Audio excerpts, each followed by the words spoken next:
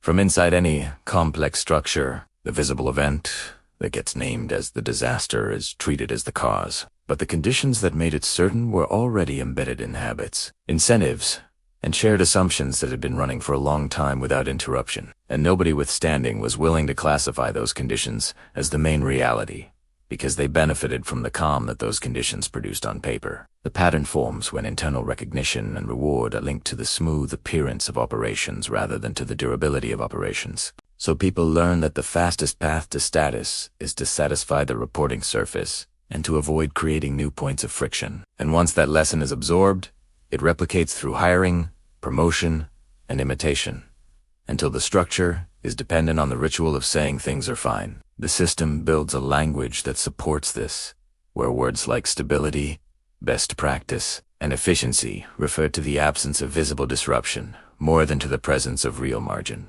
SO departments that clear backlogs, meet deadlines, and keep incident counts, they'll become models, regardless of whether the way they achieve those numbers removes capacity to respond when a low-frequency event becomes active. The quiet months pass.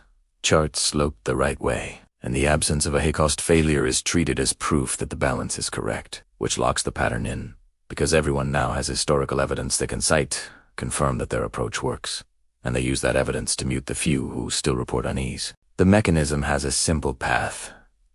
The game rewards the display of control. The display of control suppresses the reporting of uncertainty. The suppression of uncertainty preserves the display of control, and the cycle continues, while risk is transferred from the present to the future without entering any ledger that affects current power. Real oversight failed, long before the incident. This is not experienced as neglect by the people inside, because the moves they make feel responsible. They standardize. They streamline communication. They reduce what they call duplication. They compress buffers in the name of responsiveness.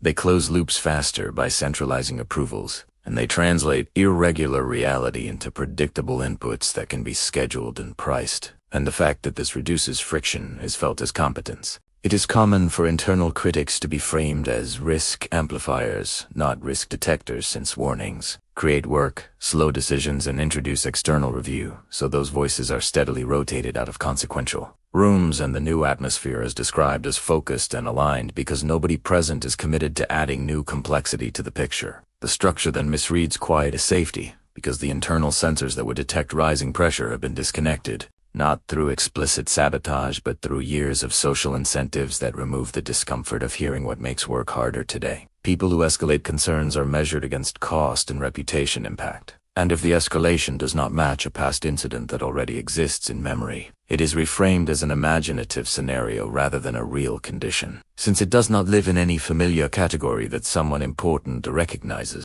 decision-makers end up confident that their experience curve is the anchor, which means they filter incoming signals by whether those signals confirm that they have seen this before and handled it. And they call that filter judgment. The system had already failed to learn. From within the pattern, most signals that could lead to a course change are treated as noise that would distract from planned obligations. And that treatment feels justified because the current plan is how people are evaluated, paid, and praised, so any disruption is experienced as a threat to fairness rather than as a necessary cost of reality. Reporting is optimized for what the top layer wants to see, which often means that numbers are smoothed. Definitions are tightened to exclude ambiguous events, and near misses are classified as non-events because they did not produce losses that can be quoted. And this allows a narrative of steady performance to harden without contradiction. When a near miss is too obvious to ignore, it is dismissed as an outlier, and the post-event write-up focuses on how procedures worked to contain it rather than on the fact that the conditions that produced it remain in place, and nobody is paid to keep asking about those conditions beyond a short interval, so the result is relief rather than revision. The pattern multiplies hidden debt, maintenance that is deferred, backups that are untested, skills that are allowed to atrophy, institutional memory that is lost when critical staff exit. Without structured transfer, vendor dependencies that deepen without redundancy, and each deferral is logged as efficiency, making the present quarter look good, while the capacity to absorb stress is used up. As this continues, the system appears to run more smoothly, the variance in outputs drops, because discretionary judgment is discouraged and the baseline risk is invisibly higher, but no one with influence has daily contact with the inputs that would allow them to feel the loss since their dashboards are stable. Accountability was gone before the first alarm. Inside that environment, each agent has a rational argument for their narrow position, and their arguments reinforce one another. Finance wants predictability. Operations wants throughput. Communications wants legal wants exposure control. Executives want a clean story, and because those goals are not inherently in conflict in the short run, they align around a common spokesman view that the organization is mature and That view becomes a shield against external checks, and over time membership in the group confers a shared belief that only people with their context can understand the trade-offs, which justifies dismissing outsiders as uninformed or agenda-driven, and the boundary between defensible secrecy and defensive secrecy blurs without any single decision announcing the change. Risk reporting turns into a compliance exercise rather than an alert system, and the paperwork gets thicker while the content gets thinner. Because the purpose of the paperwork is to satisfy auditors and stakeholders that a process exists, not to ensure that the process produces information that changes behavior at the level that matters. People will say nothing happened, become authoritative voices because they seem calm and experienced, and they carry the weight of having seen many cycles, which turns their tone into a signal that things are under control, even when their sample size is small and their memory is selective. The internal story about what competence looks like becomes visual, organized meetings, clear timelines, consistent reporting, minimal escalations, and a calm spokesperson, which makes it easy to mistake a stable performance image for a resilient operation. And once that equation is fixed, any ugly detail is reframed as a local exception rather than as a system property. The system does not fail all at once. It fails in slow trades that exchange adaptability for polish, and because each trade produces a short-term gain for someone who can endorse it. People with influence experience those trades as smart management, which creates the illusion that the trend line only points upward until an external constraint exposes the inversion. Not through bad luck, but through the inevitability that a structure that no longer updates cannot continue to meet conditions that do not care about its paperwork. The failure is not hidden to everyone, but the people who see it have less power than the people who benefit from denying it, so their knowledge stays local or leaves with them, and the cadence of normal life keeps running across the surface. With milestones met and reviews passed, until the energy stored by all the suppressed variability is discharged in one of the few forms that still register as real. When the discharge arrives, it is translated back into the language of events. A malfunction, a rogue actor, a bad day, an out-of-scope incident, and this translation preserves the comfort of believing that the world changed suddenly rather than accepting that the organization had been moving along a fixed path that would end the same way under any plausible trigger. There was no mystery, only layers of misread signals, missing feedback and status interests that attached to the wrong outputs, and the sense of justification that prevailed internally did not need to be malicious to be destructive, because most damage is done by people who are certain that their slice of control is sufficient and that the rest will hold. From inside the machine, nothing looked like a fall because each step was defended with reasons that sounded like prudence, and every warning was treated as an exception to be processed, rather than as evidence that the frame was wrong. And by the time the parts that could still learn noticed that the conditions had changed, their influence had already been narrowed, to the point where the outcome could not be shifted. After the event that makes failure visible, the person who sat at the center of the system is not confronted immediately. They are reclassified, and the reclassification proceeds through small choices by people who no longer need to argue, because the costs of defying the new view are obvious, even to those who once defended the old one. Their past confidence is reframed as insulation rather than leadership, and their image as a steady hand becomes a memory of someone who protected the surface while the base eroded. So colleagues who once enjoyed being aligned with them now distance themselves in subtle increments, citing calendars, protocols, and role boundaries that give them cover. Observers who saw them as competent now see them as predictable in a different way. Predictable in their insistence on narrative control. Predictable in their fixation on appearances. Predictable in their inability to absorb new information once it threatened their standing.